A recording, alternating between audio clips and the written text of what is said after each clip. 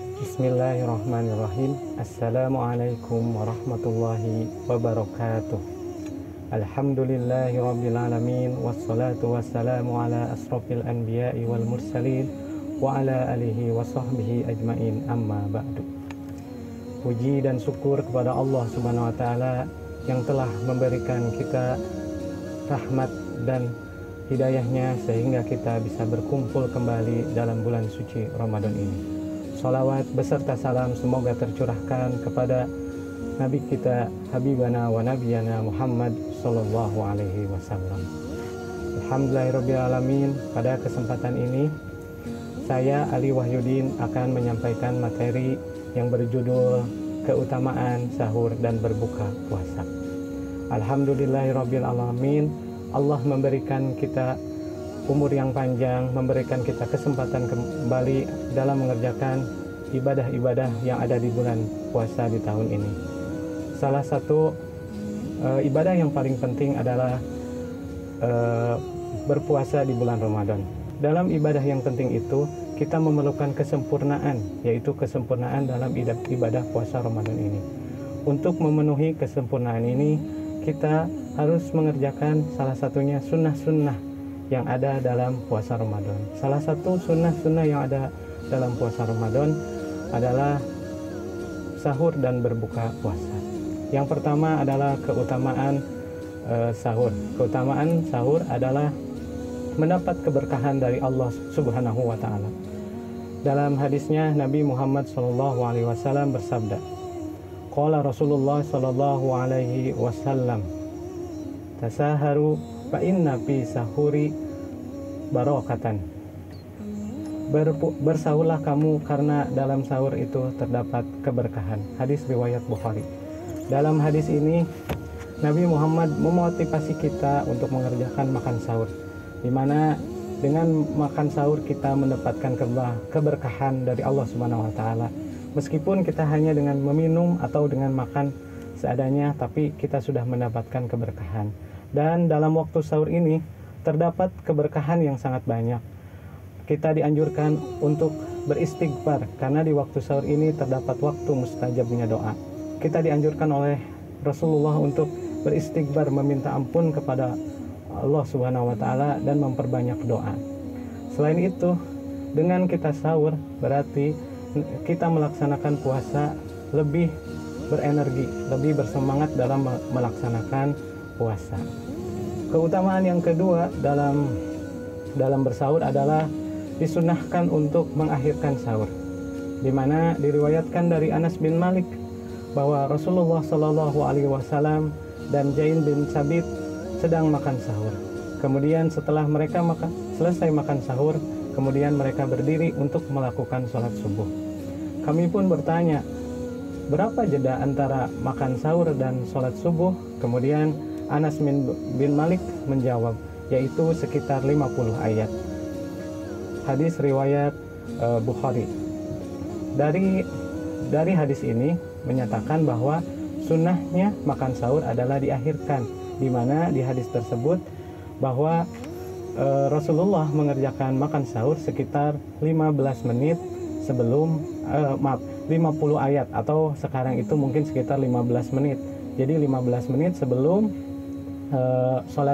salat subuh. Nah, dengan itu akan mempermudah kita dalam berpuasa. Jadi tubuh kita masih memiliki energi karena jarak waktu yang dekat antara sahur dan sholat subuh. Kita tidak mudah letih karena energi kita masih ada bekas kita makan sahur. Jadi puasa kita lebih semangat dan lebih kuat lagi untuk melaksanakan puasanya. Yang ketiga, keutamaan ketika dari sahur adalah membedakan kita dengan ahli kitab. Dalam hadisnya Nabi Muhammad SAW bersabda, perbedaan puasa kita dengan puasa ahli kitab adalah dari makan sahurnya. Hadis riwayat Muslim.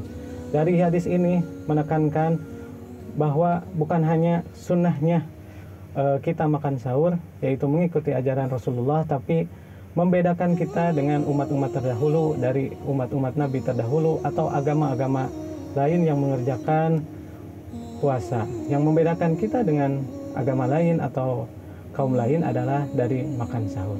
Itulah dari keutamaan makan sahur. Untuk selanjutnya adalah keutamaan berbuka puasa.